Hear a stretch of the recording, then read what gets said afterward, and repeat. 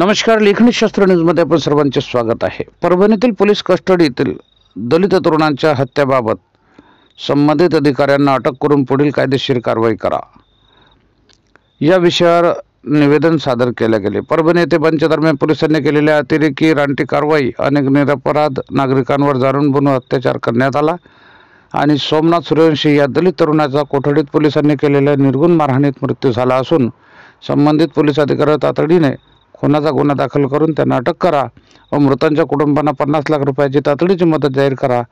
कुटुंबातील एका व्यक्तीला कायम शासकीय सेवेत सामावून घ्या अशी मागणी महाराष्ट्र राज्य शेतमजूर युनियन लालबावटा, जाती अंत संघर्ष समिती सुनील गायकवाड, जीराबाई प्रताप ठाकरे, सारिका सतीलाल मेहरे, संतोष गायकवाड, राजाराम ठाकरे, बंडू सुभद्रे, अनिल शिरसाट, किरण सुभाष मोरे, सुरेंद्र प्रताप ठाकरे इत्यादी निवेदनावर सह्या आहेत. बघत राहा लेखणी शास्त्र न्यूज. नंदुरबार जिल्हा विशेष प्रतिनिधी दगडू निकुंभ यांची रिपोर्ट. जय हिंद.